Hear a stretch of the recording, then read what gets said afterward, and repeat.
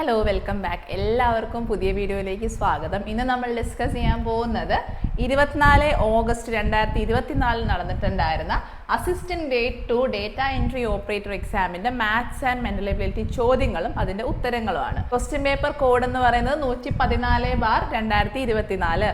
Voice ടെസ്റ്റിലായിരുന്നു കേട്ടോ, അതുകൊണ്ടാണ് video ഇടാൻ ലേറ്റ് ആയത്, ക്ഷമിക്കുക. അപ്പോൾ എന്താണെങ്കിലും നമുക്ക് ക്ലാസ്സിലേക്ക് പോവാം. അപ്പോൾ നോക്കിക്കേ, നമ്മുടെ ഒന്നാമത്തെ ചോദ്യം ഇതാണ്: എയുടെ 12% ബിയുടെ 15% തുല്യമാണെങ്കിൽ എയുടെ 16% എത്രയാണെന്നാണ് ചോദിച്ചേക്കുന്നത്. കണ്ടോ, എത്ര ശതമാനം ഓഫ് ബി ആണ്? ചോദ്യം ക്ലിയർ ആയല്ലോ. എയുടെ 12% ബിയുടെ 15% തുല്യമാണെങ്കിൽ 16% ഓഫ് എ എന്ന് പറയുന്നത് എത്ര ശതമാനം ബിക്ക് തുല്യമാണ്? വളരെ എളുപ്പത്തിൽ ചെയ്യാവുന്ന ഒരു ചോദ്യമാണ് കേട്ടോ. രണ്ട് സൈഡിലും 12 ഹരിക്കുക. ഓക്കെ, കാരണം എന്താ, ഇവിടെ എനിക്ക് 12% ഓഫ് എ എൻ്റെ കയ്യിലുണ്ട്. എനിക്ക് 1% കണ്ടുപിടിക്കണം. 1% കണ്ടുപിടിക്കാൻ എന്ത് ചെയ്താൽ മതി? അതേ നമ്പർ കൊണ്ട്, ഇവിടെ ഏത് സംഖ്യയാണോ കിടക്കുന്നത് അതേ സംഖ്യ കൊണ്ട് ഹരിക്കുക. ഓക്കെ, ഇവിടെ ഞാൻ 12 ഹരിച്ചാൽ ഇവിടെ ഞാൻ എന്ത് ചെയ്യണം? 12 ഹരിക്കണം. ശരിയല്ലേ? അപ്പം ഇവിടെ എനിക്ക് എന്ത് കിട്ടി? 1% കിട്ടി. അപ്പോൾ 1% ഓഫ് എ എന്ന് പറയുന്നത് 15/12% ഓഫ് ബിക്ക് തുല്യമാണ് എന്ന് കിട്ടി. ഇനി 16% കാണണ്ടേ. ഇവിടെ ഞാൻ എന്ത് ചെയ്താൽ മതി? 16 ആക്കാൻ 16 കൊണ്ട് ഗുണിച്ചാൽ പോരെ. ഇപ്പം 16 × 1% എന്ന് പറയുന്നത് 16% തന്നെയാണ്. ഇവിടെ ഞാൻ 16 കൊണ്ട് ഗുണിച്ചാൽ ഇവിടെ ഞാൻ എന്ത് ചെയ്യണം? 16 കൊണ്ട് ഗുണിക്കണം. രണ്ട് സൈഡിലും ഒരുപോലെ ഗുണിക്കാൻ പാടുള്ളൂ, ഹരിക്കാനും പാടുള്ളൂ. ഫൈൻ. അപ്പോൾ ഞാൻ ഇവിടെ 16 കൊണ്ട് ഗുണിച്ചപ്പോൾ എനിക്ക് എന്ത് കിട്ടി? 16 × 1 16% എന്ന് കിട്ടി. ഇവിടെ കിട്ടുന്ന വാല്യൂ ഇങ്ങോട്ട് എഴുതിയാൽ പോരെ? വെട്ടാലോ. ഇതേ 15ഉം 12 3 വെച്ച് വെട്ടിക്കോ. 3 × 4 12, 3 × 5 15. വീണ്ടും വെട്ടാലോ. 4 × 1 4, 4 × 4 16. ഇനി എന്തെങ്കിലും ബാക്കിയുണ്ടോ? ഇല്ല. 5 × 4 എത്രയാണ്? 20. 20% ബിക്ക് തുല്യമാണ്. കണ്ടോ, നമ്മുടെ ആൻസർ ഇവിടെ എത്രയാണ്? 20%. ഒരുപാട് രീതിയിൽ ഈ ചോദ്യം ചെയ്യാം കേട്ടോ. ഞാൻ എപ്പോഴും ബേസ് ആയിട്ടുള്ള രീതി തന്നെ പറയുന്നത്. ഇപ്പോൾ പുതിയ കുട്ടികളൊക്കെ നമ്മുടെ ചാനൽ കാണുന്നുണ്ടെങ്കിൽ മാത്സ് അറിയാത്ത കുട്ടികളാണ് കൂടുതലായിട്ടും ഇങ്ങനത്തെ ക്ലാസ്സുകളെയൊക്കെ ഡിപ്പെൻഡ് ചെയ്യുന്നത്. അപ്പോൾ അവർക്ക് കുറച്ചുകൂടെ ക്ലിയർ ആയിട്ട് മനസ്സിലാവട്ടെ എന്ന് ഓർത്തിട്ടാണ് ഈ ബേസിക് ആയിട്ട് ഇങ്ങനെ ഹരിച്ച് ചെയ്യണം എന്നൊക്കെ പറയുന്നത് കേട്ടോ. ജനറലി അങ്ങനെയൊന്നും പറയേണ്ട കാര്യം പോലും ഇല്ല. ഓട്ടോമാറ്റിക്കലി നമുക്കത് മനസ്സിലാവും. ആ 12 കൊണ്ട് ഹരിക്കുന്നതുകൊണ്ടാണ് അത് പോകുന്നത്, അല്ലെ ഇതിനെ അങ്ങോട്ട് വിടുന്നതാണെന്നൊക്കെ ചിന്തിച്ചാൽ മതി. അപ്പം അതറിയാത്ത കുട്ടികളും കൂടെ നമ്മുടെ ക്ലാസ് കാണുന്നതുകൊണ്ടാണ് ഇതുപോലെ എടുത്തെടുത്ത് പറഞ്ഞ് ചെയ്യുന്നത് കേട്ടോ. അപ്പം ആൻസർ ഇവിടെ എത്രയാണ്? 20%. അടുത്ത ചോദ്യം, രണ്ടാമത്തെ ചോദ്യം നോക്കിക്കേ. ഒരു ബാഗിൻ്റെ ഒറിജിനൽ വില എന്ന് പറയുന്നത് 40% കൂട്ടിയിട്ട് വിൽക്കുന്നു. അതാണ് അവർ തന്നേക്കുന്നത്. അതായത് ഒറിജിനൽ വില 100 ആണെങ്കിൽ ഞാൻ 40% അതിൽ കൂട്ടി 140 രൂപയ്ക്കാണ് അത് എന്ത് ചെയ്യുന്നത്? വിൽക്കുന്നത്. ഇത്രയേ ഉള്ളൂ. 100 രൂപയുടെ സാധനം 140 രൂപയ്ക്കാണ് വിൽക്കുന്നത്. ഇനി ഹാഫ് എ ഡസൻ ഹാൻഡ് ബാഗിൻ്റെ വില നമുക്ക് തന്നിട്ടുണ്ട് 1680 രൂപയാണ്. ഹാഫ് ഡസൻ എന്ന് പറഞ്ഞാൽ എത്രയാ? 6 ബാഗാണ് അല്ലേ. ഒരു ഡസൻ എന്ന് പറഞ്ഞാൽ 12. അപ്പം ഹാഫ് ഡസൻ എന്ന് പറഞ്ഞാൽ 6. 6 ബാഗിൻ്റെ വിലയാണ് എത്ര? 1680. അങ്ങനെയാണെങ്കിൽ ഒരു ബാഗിൻ്റെ വില എത്രയായിരിക്കും? ഒരു ബാഗിൻ്റെ വില കാണാൻ ഈ 6നെ അങ്ങോട്ട് വിടുക. 1680/6 ചെയ്താൽ മതി. നമുക്ക് ഒരു ബാഗിൻ്റെ വില കിട്ടും. ചെയ്യാമല്ലോ. 6 × 2 12, പോയിട്ട് ശിഷ്ടം 4 48 എന്ന് കിട്ടും. 6 × 8 48, ഒരു 0 ബാക്കിയുണ്ട്. അപ്പോൾ 280 രൂപയാണ് ഒരു ബാഗിൻ്റെ വില എന്ന് പറയുന്നത്, വിറ്റ വില കേട്ടോ. അപ്പം നമുക്ക് വാങ്ങിയ വിലയാണ് ഇവിടെ കണ്ടുപിടിക്കുന്നത്. നമ്മളോട് ചോദ്യത്തിൽ ചോദിച്ചേക്കുന്നത് ഒറിജിനൽ പ്രൈസ് ഓഫ് 1 ബാഗ്, അതായത് കോസ്റ്റ് പ്രൈസ് അല്ലെങ്കിൽ വാങ്ങിയ വില കാണാനാണ് പറഞ്ഞേക്കുന്നത്. വിറ്റ വില നമ്മുടെ കയ്യിലുണ്ട്, നമ്മുടെ ലാഭ ശതമാനം നമ്മുടെ കയ്യിലുണ്ട്. അങ്ങനെയാണെങ്കിൽ വാങ്ങിയ വില നമുക്ക് കണ്ടുപിടിച്ചൂടെ? വളരെ ഈസി ആയിട്ട് കണ്ടുപിടിക്കാം. ആ ഇക്വേഷൻ വെച്ച് വേണമെങ്കിലും ചെയ്യാം. അല്ലാതെ തന്നെ നമുക്കിവിടെ ചിന്തിക്കാം. എന്താണ്? 100 രൂപയുടെ സാധനം 140 രൂപയ്ക്കാണ് ഞാൻ വിറ്റത് അല്ലേ.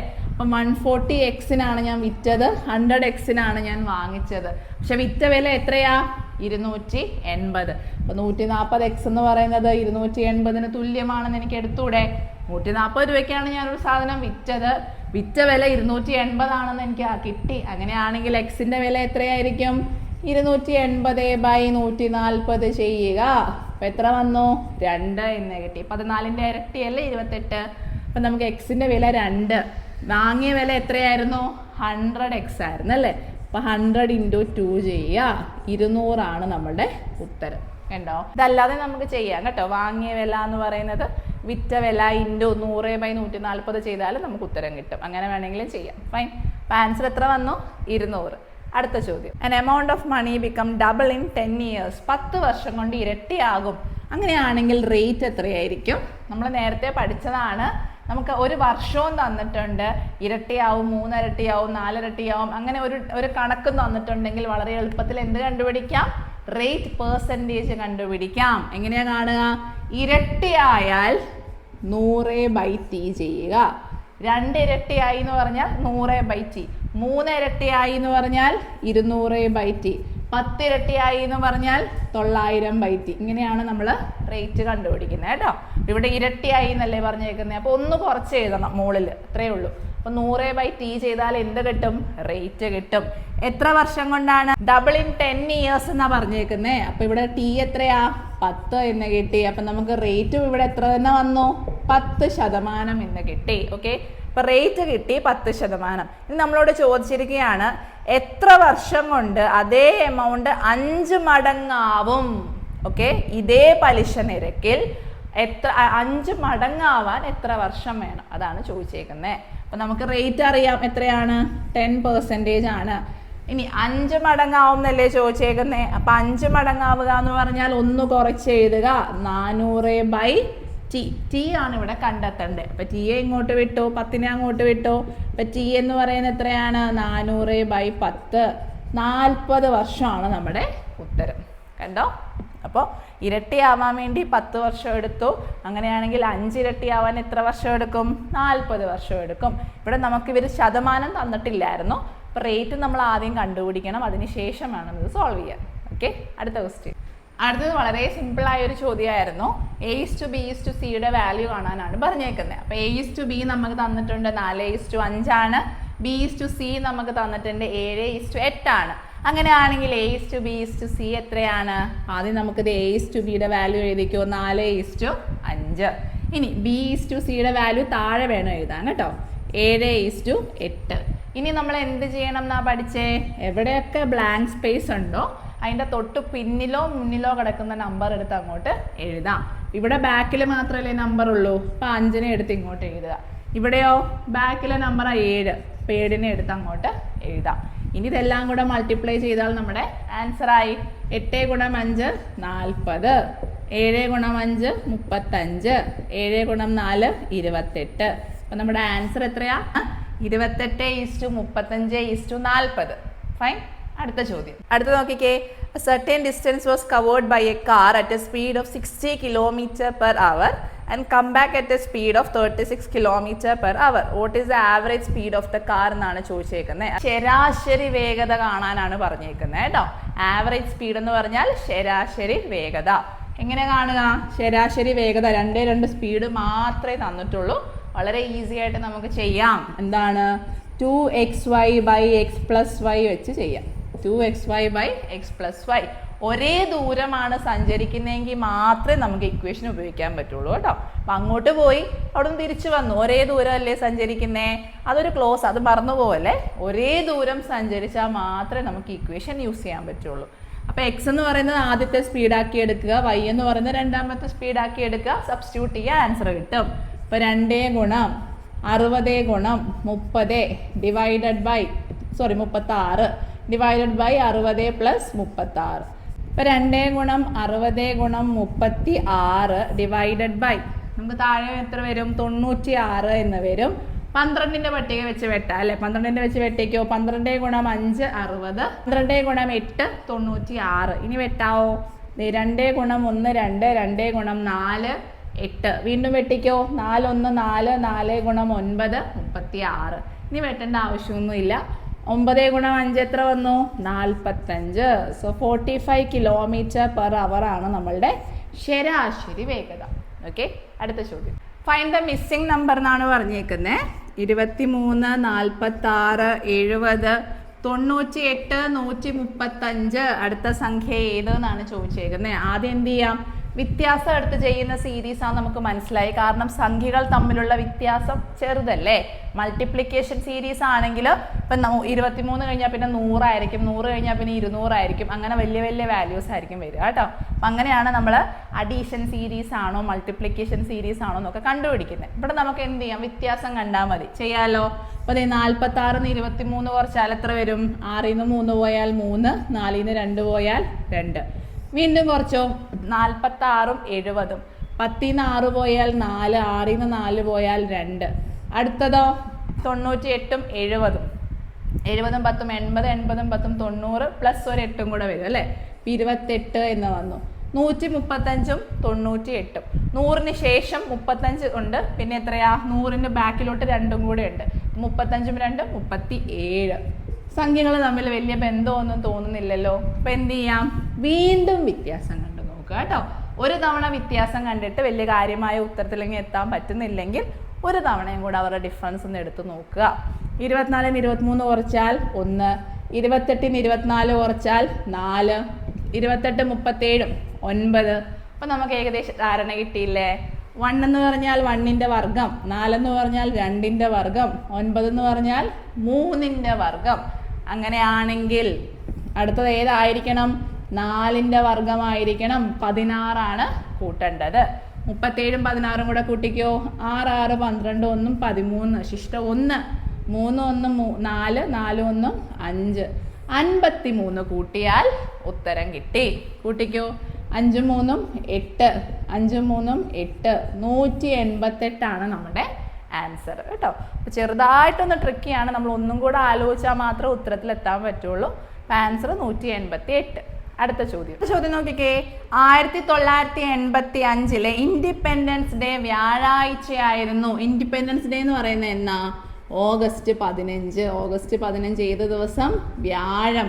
അങ്ങനെയാണെങ്കിൽ 13 ജൂലൈ ഏത് ദിവസമാണെന്നാണ് ചോദിച്ചേക്കുന്നത്. അതേ വർഷം 13 ജൂലൈ ദിവസമാണോ എന്നാണ് ചോദിച്ചേക്കുന്നത്. അപ്പോൾ ബാക്കിലോട്ടാണ് കണ്ടുപിടിക്കേണ്ടത്. ജൂലൈക്ക് ശേഷമല്ലേ ഓഗസ്റ്റ് വരുന്നത്. ഒരേ വർഷമായതുകൊണ്ട് വർഷത്തിന് അവിടെ ഒരു റൂളോ ഇല്ല, നോക്കേണ്ട കാര്യമേ ഇല്ല, മാസം മാത്രം നോക്കിയാൽ മതി. നോക്കിക്കേ, ആദ്യം നമ്മൾ ജൂലൈ എഴുതി, പിന്നെ നമ്മൾ ഓഗസ്റ്റ് എഴുതി. രണ്ടാമത്തെ മാസത്തെ ആ ഡേറ്റ് തന്നെയാണ് നമ്മൾ എടുത്ത് എഴുതാറ് അല്ലേ. കാരണം ആ ദിവസം വരെ ഉള്ളത് കണ്ടുപിടിച്ചാൽ മതി. ഓഗസ്റ്റ് 15 ആണെങ്കിൽ 15 എന്ന് താഴോട്ട് എഴുതി കൊടുക്കുക. ജൂലൈ 13 എന്നാണ് പറഞ്ഞേക്കുന്നത്. ജൂലൈ 13 എന്ന് പറയുമ്പോൾ സാധാരണ നമ്മൾ എങ്ങനെയാ കലണ്ടറിൽ ഒറ്റ ദിവസങ്ങൾ കണ്ടെത്തുക? ആദ്യം തന്നിരിക്കുന്ന ഡേറ്റിന് ശേഷം ആ മാസത്തിൽ എത്ര ദിവസം ഉണ്ടെന്ന് നോക്കണം. ഓക്കെ, ആദ്യത്തെ മാസത്തിൻ്റെ താഴെ നമുക്ക് തന്നിരിക്കുന്ന ഡേറ്റ് നോക്കുക, അതിന് ശേഷം ആ മാസം ഇനി എത്ര ദിവസം ബാക്കിയുണ്ട്. ജൂലൈയിൽ ആകെ മൊത്തം എത്ര ദിവസം ഉണ്ട്? 31 ദിവസം ഉണ്ട് അല്ലേ. 31ൽ 10 കുറച്ചാൽ 21. വീണ്ടും നമുക്കൊരു 3 കൂടെ കുറയ്ക്കാമല്ലോ. 21 പോയി, 20 പോയി, 19 പോയി. ഇനി എത്രയേ ബാക്കിയുള്ളൂ? 18 ദിവസങ്ങളെ ബാക്കിയുള്ളൂ. ഓഗസ്റ്റിലാകെ 15-ാം തീയതി വരെയുള്ള കാര്യം നമുക്ക് ആവശ്യമുള്ളൂ. ഞാൻ 15 അങ്ങോട്ട് എഴുതി കൊടുത്തു. ഇനി നമുക്ക് ഒറ്റ ദിവസം കണ്ടെത്താം. 18നെ 7 ഹരിക്കുക, 15നെ 7 ഹരിക്കുക. ഒറ്റ ദിവസങ്ങൾ കാണാൻ 7 ഹരിച്ചാൽ മതി. 18നെ 7 ഹരിച്ചാൽ 7 ഗുണം 2 14 പോയിട്ട് 15 16 17 18 എത്ര ഒറ്റ ദിവസങ്ങൾ വന്നു? 4 എണ്ണം. ശിഷ്ടം നോക്കിയാൽ മതി കേട്ടോ. 18നെ നമ്മൾ 7 ഹരിക്കുക, 7 ഗുണം 2 14 പോയിട്ട് ശിഷ്ടം എത്രയാണ് വരിക? 4 എന്നല്ലേ വരിക. ഇതാണ് നമ്മുടെ ഒറ്റ ദിവസം. ഇവിടുത്തെ ഒറ്റ ദിവസങ്ങൾ 4. ഇവിടുത്തെ ഒറ്റ ദിവസം എത്ര വരും? 1 എന്ന് വരും. 7 ഗുണം 2 14 പോയിട്ട് ശിഷ്ടം 1. ഇനി രണ്ടും കൂടെ കൂട്ടിക്കോ. 4 + 1 എത്ര വന്നു? 5 എന്ന് വന്നു. ഇനിയാണ് നമ്മൾ തെറ്റിക്കാൻ പോകുന്നത്. എന്തുകൊണ്ടാണെന്നല്ലേ, പുറകോട്ടുള്ള ദിവസം കണ്ടുപിടിക്കുമ്പോൾ ചെറുതായിട്ടൊന്ന് ശ്രദ്ധിച്ച് വേണം ചെയ്യാൻ. സാധാരണ നമ്മൾ എന്താ ചെയ്യാറ്? ഫ്രണ്ടിലെ ഡേറ്റിന് ശേഷം വരുന്ന 5-ാമത്തെ ദിവസമായിരിക്കും 2-ാമത്തെ ഡേറ്റ്. നമ്മൾ അങ്ങനെയാണ് കണ്ടുപിടിക്കുക. ഇത് തിങ്കളാഴ്ചയാണെങ്കിൽ തിങ്കളിന് ശേഷം ചൊവ്വ, ബുധൻ, വ്യാഴം, വെള്ളി, ശനി. നമ്മൾ അങ്ങനെയാണ് സാധാരണ എണ്ണാറുള്ളത്. പക്ഷെ ഇവിടെ നോക്കിക്കേ, ഓഗസ്റ്റ് 15ന്റെ കാര്യം നമുക്കറിയാം. ഓഗസ്റ്റ് 15 വ്യാഴാഴ്ചയാണ്. ഇതാ മതി, വ്യാഴാഴ്ചയാണ് 5-ാമത്തെ ദിവസം നമുക്കറിയാം. അങ്ങനെയാണെങ്കിൽ പിന്നിലേക്ക് എണ്ണിയാൽ പോരെ? എണ്ണിക്കോ. വ്യാഴത്തിന്റെ പിന്നിൽ വരുന്ന 5-ാമത്തെ ദിവസം ഏതാണ്? ശനിയാഴ്ചയാണ്. എന്തെങ്കിലും സംശയം ഉണ്ടെങ്കിൽ ശനി തൊട്ടങ്ങ് എണ്ണിയാൽ മതി. ജൂലൈ 18-ാം തീയതി ശനിയാണെങ്കിൽ ശനിക്ക് ശേഷം വരുന്ന ദിവസങ്ങൾ എണ്ണിയാ പോരെ? ഞായർ, തിങ്കൾ, ചൊവ്വ, ബുധൻ, വ്യാഴം. കണ്ടോ, 5-ാമത്തെ ദിവസം ഏത് വന്നു? വ്യാഴം വന്നു. അപ്പൊ നമ്മുടെ ആൻസർ ഇവിടെ ഏതാണ്? ശനിയാഴ്ചയാണ്.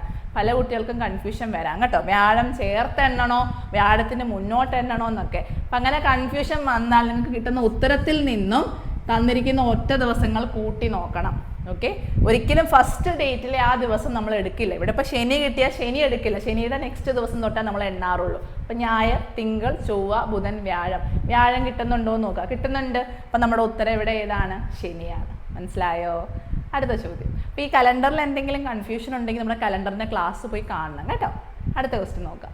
അടുത്തത് ഒറ്റയാനെ കണ്ടെത്തുക എന്നുള്ളൊരു ചോദ്യമായിരുന്നു. കുറച്ച് പാടായ ചോദ്യമാണ് കേട്ടോ. പെട്ടെന്നൊന്നും നമുക്കങ്ങനെ നോക്കുമ്പോൾ ഉത്തരത്തിലേക്ക് എത്താൻ പറ്റണം എന്നില്ല. അപ്പോൾ ഈ നമ്പേഴ്സ് ആണ് തന്നേക്കുന്നത്. 2 ലെറ്റർ തന്നിട്ടുണ്ട്. അപ്പോൾ സ്വാഭാവികമായിട്ടും നമ്മൾ ഫസ്റ്റ് ആലോചിക്കേണ്ട എന്താണ്? അവരുടെ പൊസിഷനിലെ നമ്പേഴ്സ് തമ്മിൽ കൂട്ടി നോക്കുക. കാരണം വലിയ വലിയ സംഖ്യയല്ലേ തന്നേക്കുന്നത്. അപ്പോൾ കൂട്ടാതെ വേറെ ഓപ്ഷൻ ഒന്നുമില്ല. കൂട്ടിയിട്ട് കിട്ടുന്നില്ലെങ്കിൽ ഒന്ന് കുറച്ചും കൂടെ നോക്കണം കേട്ടോ. അങ്ങനെ എന്തെങ്കിലും ലോജിക്ക് അവിടെ ഉണ്ടോ എന്ന് അറിയാൻ വേണ്ടിയിട്ടാണ്. ഇനി ഡിയുടെ നമ്പർ എത്രയാ? ABCD. ഡി 4-ാമത്തെ ആളാണ്, 4 പ്ലസ് പിയുടെ വാല്യൂ എത്രയാണെന്ന് നമ്മൾ പഠിച്ചത്? നമ്മളൊരു കോഡ് പഠിച്ചായിരുന്നു അല്ലേ? ഇജോട്ടി എന്നായിരുന്നു നമ്മുടെ കോഡ്. അപ്പം ഇയുടെ നമ്പർ 5 ആണ്, ജെയുടെ 10 ആണ്, ഓയുടെ 15 ആണ്, ടിയുടെ 20 ആണ്, വൈയുടെ 25 ആണ്. ഇങ്ങനെയാണ് നമ്മൾ പഠിച്ചത്.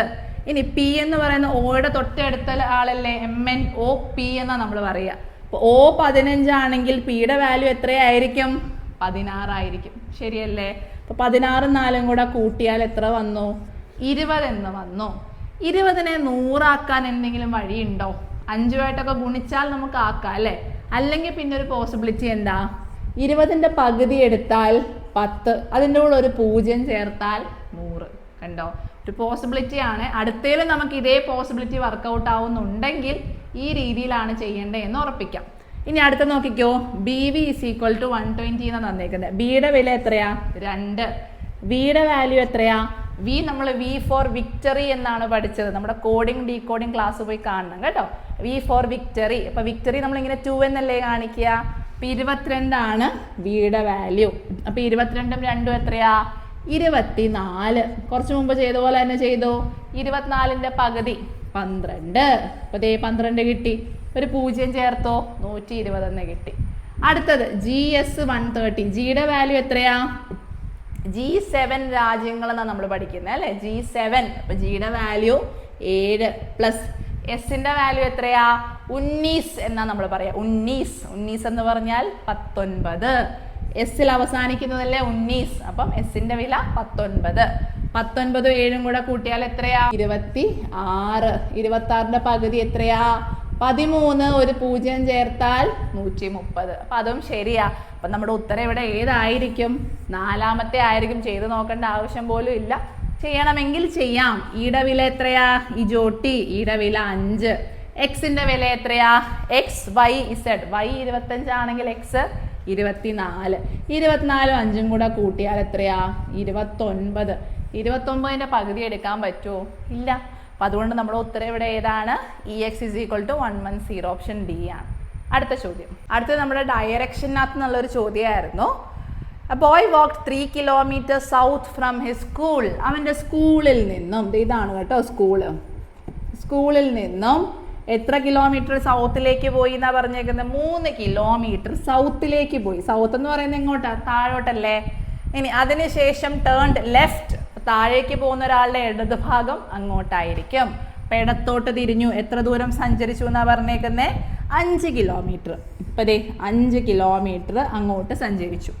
വീണ്ടും അവിടെ നിന്നും ലെഫ്റ്റിലേക്ക് തിരിഞ്ഞു 3 കിലോമീറ്റർ. ഇങ്ങനെ പൊക്കോണ്ടിരിക്കുക.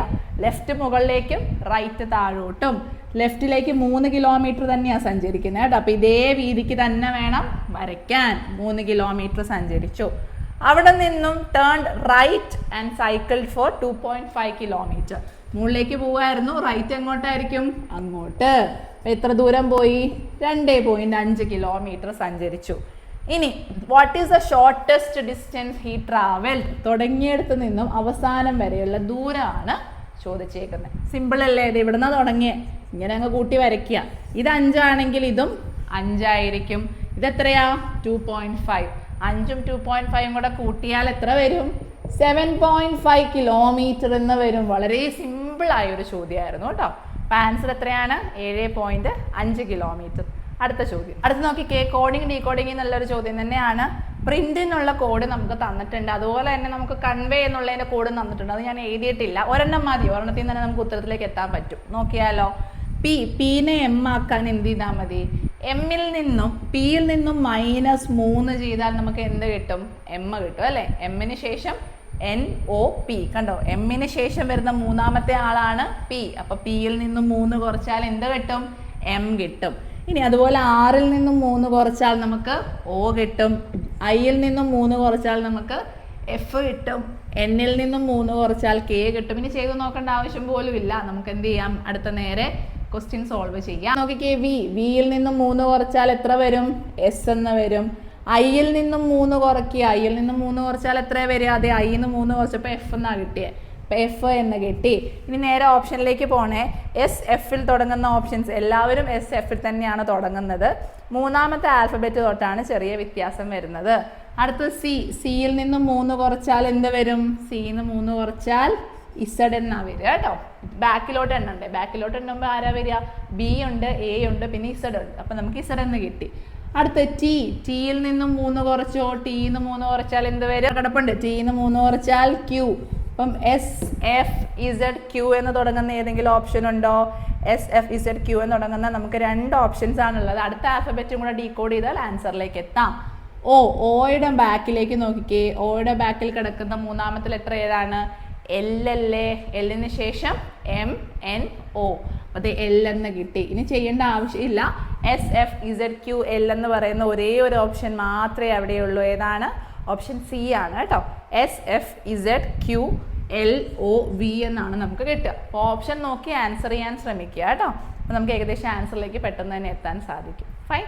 അപ്പം ഇത്രയേ ഉള്ളൂ നമ്മുടെ ചോദ്യങ്ങൾ. 10 ചോദ്യങ്ങൾ വളരെ എളുപ്പമായിരുന്നു കേട്ടോ. ഈ പറയത്തക്ക വലിയ ഭീകരതയൊന്നും അതിനകത്ത് ഉണ്ടായിരുന്നില്ല. ചോദ്യങ്ങൾ ഇംഗ്ലീഷിലാണ് തന്നിട്ടുള്ളത്, അതുകൊണ്ടുള്ളൊരു പ്രയാസം മാത്രമേ ഉണ്ടാവുള്ളൂ. LD ക്ലർക്ക് എക്സാമിനൊക്കെ തയ്യാറെടുക്കുന്ന കുട്ടികൾ ഈ ചോദ്യങ്ങളെല്ലാം ചെയ്ത് പഠിക്കണം കേട്ടോ. നമ്മുടെ 10th ലെവലിൽ ചോദിച്ചിട്ടുള്ള ചോദ്യങ്ങളേ ഉള്ളൂ ഇതിനകത്ത്. എല്ലാം എളുപ്പമായിരുന്നു. ചോദ്യം കണ്ട് വായിച്ച് മനസ്സിലാക്കി ചെയ്യാനുള്ളൊരു ബുദ്ധിമുട്ട് മാത്രമേ ഉള്ളൂ. ഫൈൻ. തീരെ വയ്യ, അതുകൊണ്ടാണ് കേട്ടോ ക്ലാസ്സുകളൊന്നും ഇടാത്തത്. അപ്പം നന്നായിട്ട് പഠിക്കുക. എക്സാമൊക്കെ അടുത്തേക്ക് വന്നുകൊണ്ടിരിക്കുകയാണ്. അപ്പോൾ അടുത്ത വീഡിയോ ആയിട്ട് വീണ്ടും കാണാം. അതുവരേക്കും ടാറ്റാ.